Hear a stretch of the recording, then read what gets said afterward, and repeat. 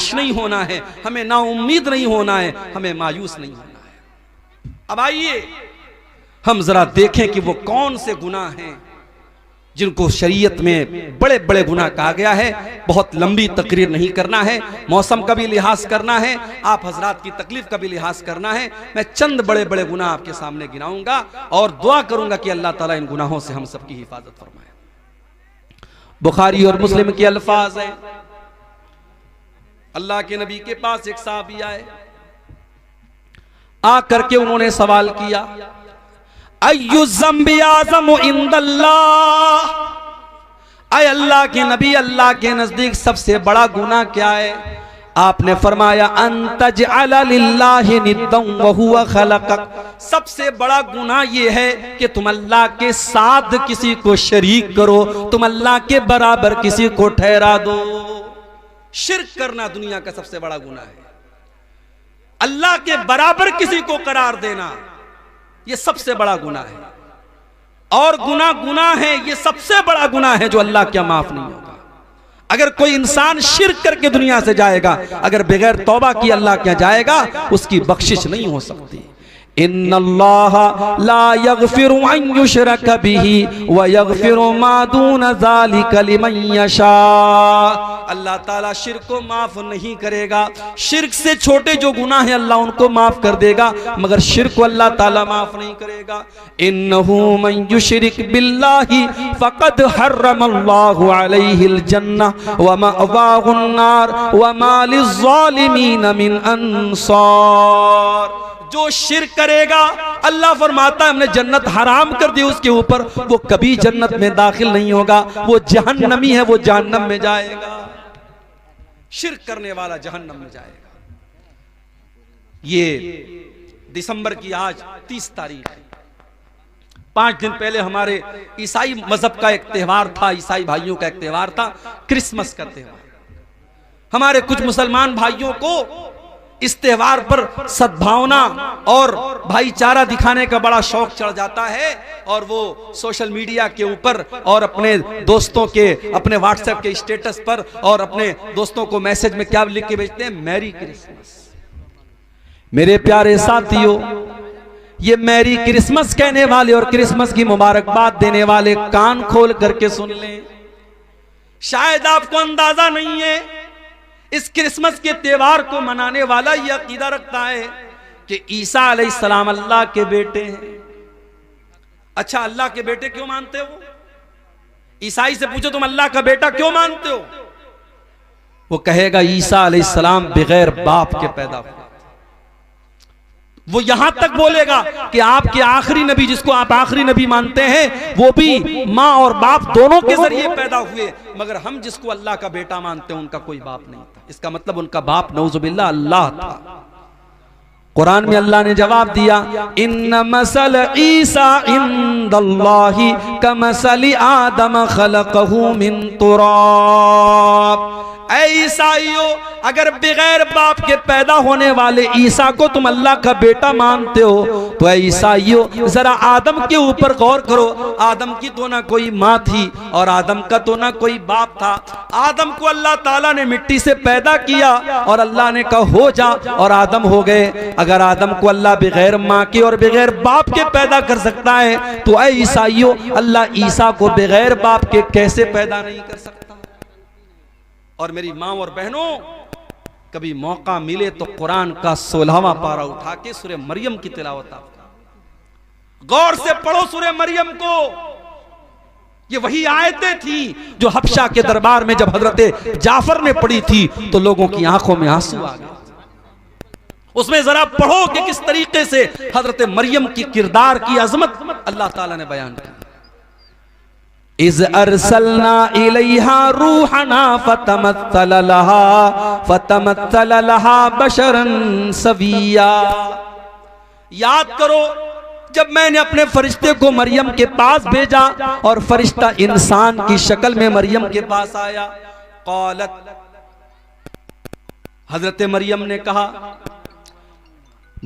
तू दूर हो जा मुझसे, अगर तू अल्लाह से डरने वाला है मेरे करीब ना आना, तू दूर हो जा। तू कौन है मैं नहीं जानती, मेरे करीब ना आना। अगर तू अल्लाह से डरने वाला है तो मुझसे दूर हो जा। क़ाला इन्नमा अना रसूल रब्बिकी लिअहब लकी गुलामन ज़किया।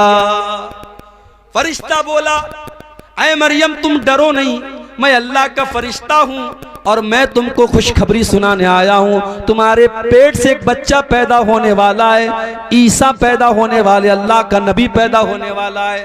क़ालत अन्ना यकूनु ली गुलामु वलम यमससनी बशर वलम अकु बग़िया।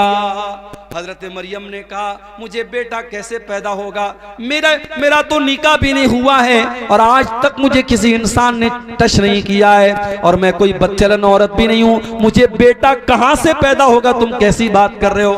क़ाल कज़ालिक क़ाल रब्बुकी हुवा अलय्या हय्यिन वलिनजअलहु आयतन लिन्नासि व रहमतम मिन्ना। फरिश्ते ने कहा है मरियम ये अल्लाह का ऑर्डर है, ये अल्लाह का आदेश है, ये अल्लाह का फरमान है। अल्लाह ने कह दिया है तुझे बेटा होने वाला है तो हो जाएगा।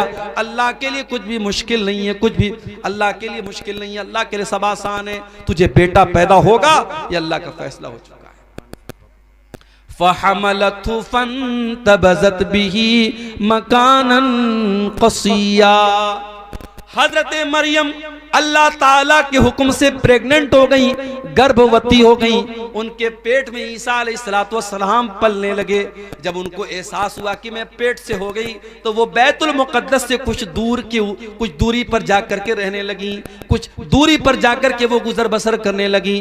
फ़अजाअहल मख़ादु इला जिज़इन नख़ला। बच्चे की पैदाइश का टाइम करीब आया, लेबर पेन का टाइम, जो दर्द ज़े जिसको बोलते हैं, बच्चे की पैदाइश का टाइम करीब आया। हजरत मरियम एक खजूर के पेड़ के पास जाकर के सहारा लेती हैं और सोचने लगती हैं कल ये बच्चा पैदा होगा, लोग मेरे कैरेक्टर पर सवाल उठाएंगे, लोग मेरे किरदार पर सवाल उठाएंगे। एक इज्जतदार औरत को अपने किरदार और अपनी आबरू से बढ़कर के किसी चीज की चिंता नहीं होती। मरियम ने कहा या लैतनी मित्तु क़ब्ल हाज़ा व कुन्तु नसियम मनसिया। ऐ काश मैं मर गई होती, ऐ काश मुझे कोई जानने वाला न होता, मैं भूली बसरी हो गई होती, मुझे कोई याद करने वाला न होता। फनादाहा मिन तहतिहा अल्ला तहज़नी क़द जअल रब्बुकी तहतकी सरिया। अल्लाह के फरिश्ते ने आवाज दी, ऐ मरियम घबराओ नहीं, बच्चा पैदा होने वाला है। ऐ मरियम तुम्हें प्यास लगेगी, जरा अपने नीचे देखो, अल्लाह ने नहर जारी कर दी है, नहर जारी कर दी, तुमको पानी की कोई कमी नहीं होगी। वहुज़्ज़ी इलैकी बिजिज़इन नख़लति तुसाक़ितु अलैकी रुतबन जनिया। और ऐ मरियम इस पेड़ को जरा पकड़ करके हिलाओ तो पकी हुई खजूरें तुम पर गिरेंगी, खजूर खाओ और पानी पियो और अल्लाह का शुक्र अदा करो। इससे उलमा ने ये इस्तिदलाल किया है कि हजरत ईसा की पैदाइश दिसंबर के महीने में नहीं हो सकती, क्योंकि खजूर के पकने का जो टाइम होता है वो मई और जून का महीना होता है। हजरत ईसा की पैदाइश मई और जून के महीने में हुई है, दिसंबर के महीने में नहीं हुई है। फ़इम्मा तरयिन्न मिनल बशरि अहदा फ़क़ूली इन्नी नज़रतु लिर्रहमानि सौमा फ़लन उकल्लिमल यौम इंसिया। फरिश्ते ने कहा ऐ मरियम अगर कोई इंसान तुमको नजर आ जाए तो कहना कि मैं अल्लाह के लिए मैंने नजर मानी है, इशारे से कहना कि मैं किसी से बात नहीं करूंगी, किसी से बातचीत मत करना। ईसा पैदा हो गए, हजरत मरियम ने अपने बच्चे को गोद में लिया। फ़अतत बिही क़ौमहा तहमिलुहु क़ालू या मरियम लक़द जीति शैअन फ़रिया। हजरत मरियम अपने दूध पीते बच्चे को अपनी गोद में लेती हैं और अपनी कौम के सामने आती हैं। कौम के लोग देखते हैं कि कुंवारी मरियम की गोद में बच्चा कहां से आ गया। कहा है मरियम तू तो कुंवारी थी, तेरी तो शादी भी न हुई थी, ये बच्चा तू कहां से लेके आ गई। ऐ मरियम तूने बहुत बड़ा पाप किया है। या उख्त हारूना मा कान अबूकी इम्रा सौइन व मा कानत उम्मुकी बगिया। ऐ मरियम तू तो हारून की बहन है, हजरत मरियम के कोई भाई थे, उनका नाम हारून था। ऐ मरियम तू हारून की बहन है, तेरा बाप भी नेक इंसान है, तेरी माँ भी नेक औरत है, तेरी माँ भी बदचलन नहीं है। ऐ मरियम तू बदचलन कैसे हो गई? पता ये चला ये 3 रिश्ते बड़े खास होते हैं। लड़कियां अगर बिगड़ती हैं तो इन 3 रिश्तों का बहुत बड़ा रोल होता है। जिस घर के लड़के बिगड़ जाएं, जिस घर की माएँ बिगड़ जाएं और जिस घर का बाप बिगड़ जाए, उस घर की लड़कियों को बिगड़ने में देर नहीं लगेगी। अगर लड़की का भाई सही है, अगर लड़की का बाप सही है और अगर लड़की की माँ सही है तो लड़कियों के बिगड़ने के चांस बहुत कम हैं। लेकिन भाई गड़बड़ है, माँ गड़बड़ है और बाप गड़बड़ है तो लड़कियों के बिगड़ने के चांस बहुत ज्यादा हैं। लोगों ने कहा है मरियम तू हारून जैसे नेक इंसान की बहन है, तेरा बाप भी नेक इंसान है, तेरी माँ भी शरीफ औरत है, तूने ये गलत काम कैसे कर दिया? फ़अशारत इलैहि, हजरत मरियम ने अपने बच्चे की तरफ इशारा किया।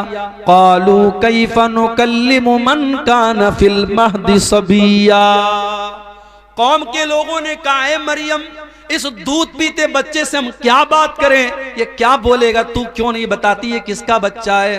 क़ाल इन्नी अब्दुल्लाह आतानियल किताबा व जअलनी नबिया व जअलनी मुबारकन ऐनमा कुन्तु व औसानी बिस्सलाति वज़्ज़काति मा दुम्तु हय्या।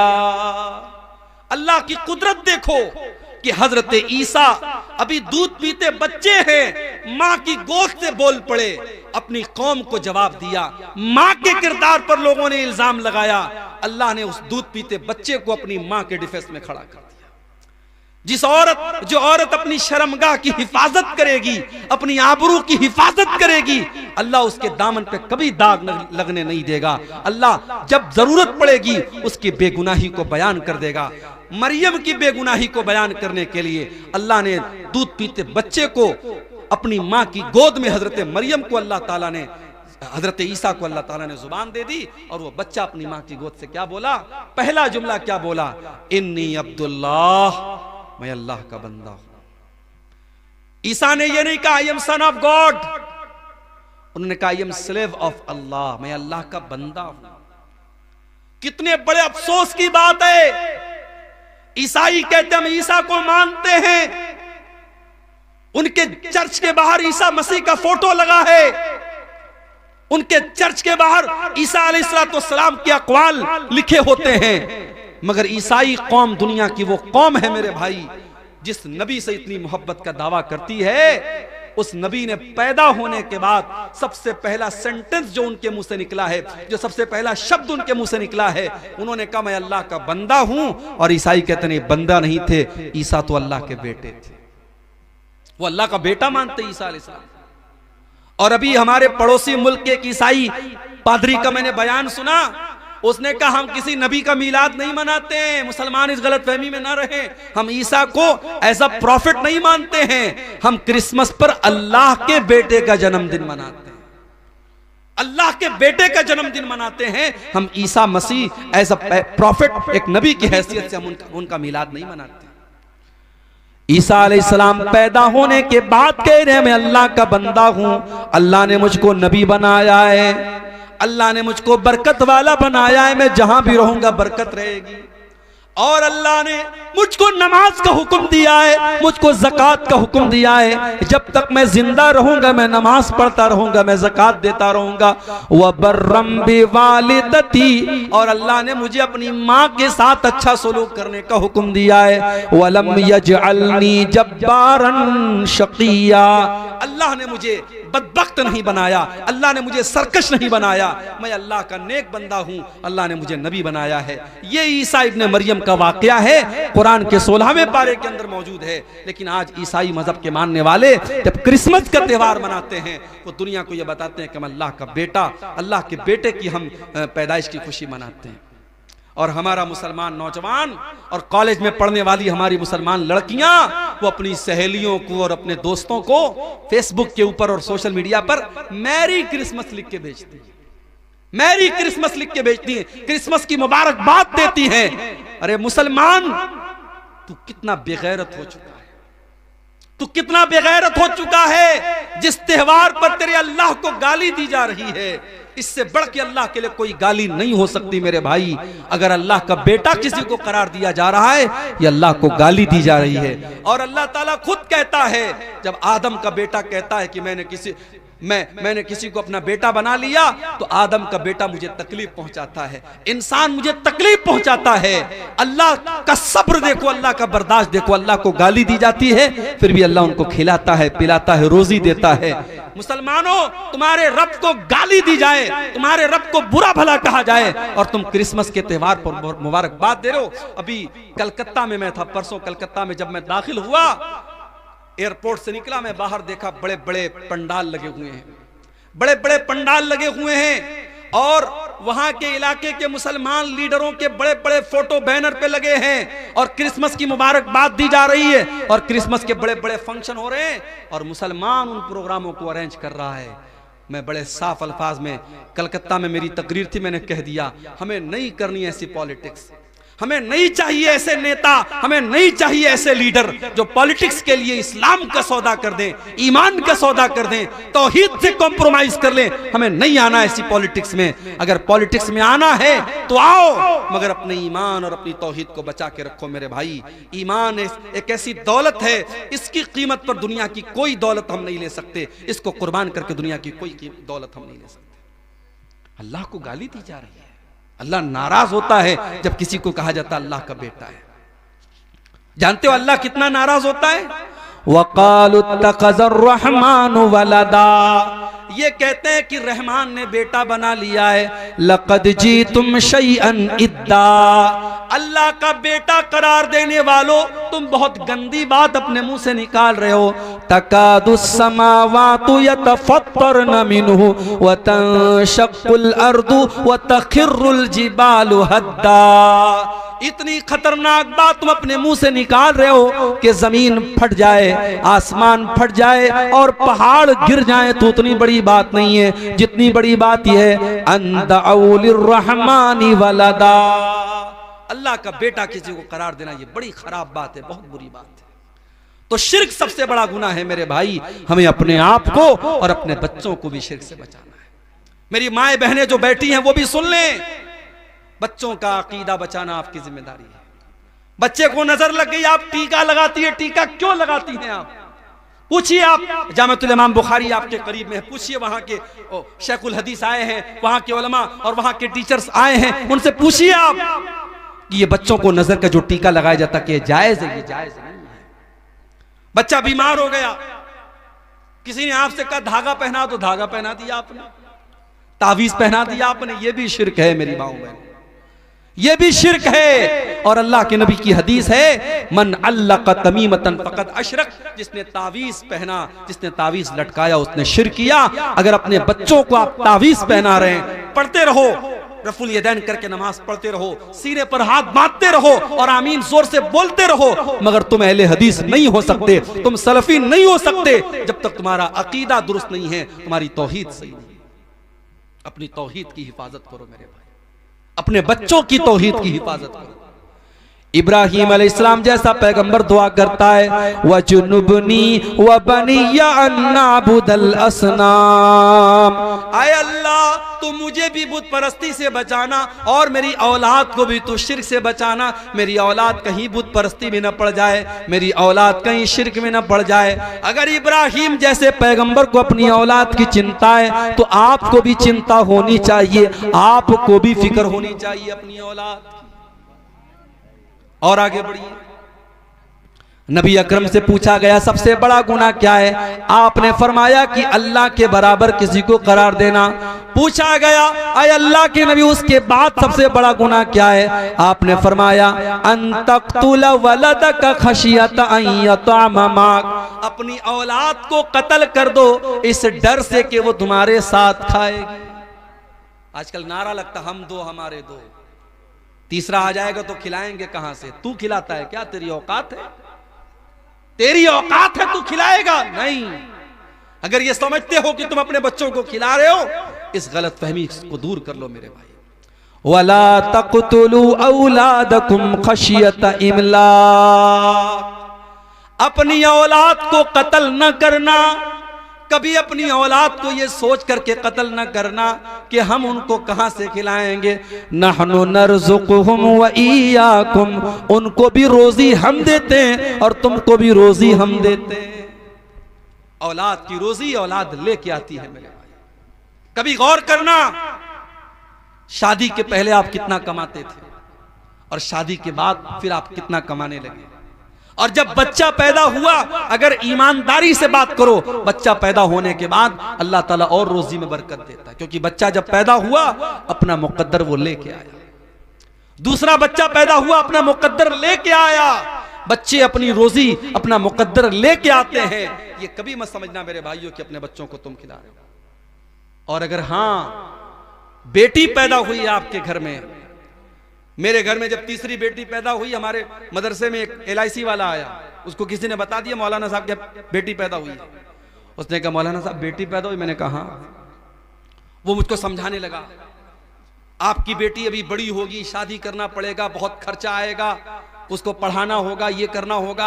आप ये पॉलिसी ले लीजिए, 18 साल अभी आप धीरे धीरे पैसा जमा करेंगे, 18 साल बाद आपको इतना पैसा मिलेगा, जब आपकी बेटी जवान होगी आपके पास शादी के लिए पैसा हो जाएगा। यानी आज बेटी पैदा होती नहीं है कि लोगों के माथे पर चिंता की लकीरें आने लगती हैं, लोग प्लान बनाने लगते हैं 18 साल बाद का। वजह क्या है मेरे भाइयों? आज बेटियों को बोझ बना दिया गया है। आज बेटी अगर पैदा हो जाए तो माँ बाप का चेहरा भी उदास हो जाता है कि तो बहुत बड़ी जिम्मेदारी मेरे घर में आ गई।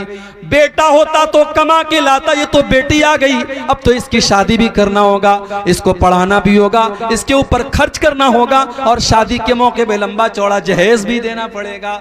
मेरे भाइयों, हमने अपने रस्मों रिवाज की वजह से और अपने झूठे रस्मों रिवाज की वजह से हमने बेटियों को बोझ बना दिया है। माफ करना, बेटी बोझ नहीं है, बेटी लानत नहीं है, बेटी तो रहमत होती है, बेटी तो जन्नत का टिकट लेकर के आती है। अल्लाह के नबी फरमाते हैं मन आला जारियतैनि हत्ता तबलुगा जा यौमल क़ियामति अना व हुवा कहातैन। आपने अपनी दोनों उंगलियों से इशारा करके फरमाया कि दो बेटियों को जिसने पाला और दो बेटियों की जिसने सही तरीके से परवरिश की, वो जन्नत में अपने नबी के साथ रहेगा। वो कयामत के दिन इस तरीके से नबी के साथ आएगा जैसे ये दोनों उंगलियां एक दूसरे के साथ आती हैं। मगर आज 2024 शुरू होने वाला है, एक दिन के बाद 2024 शुरू हो जाएगा।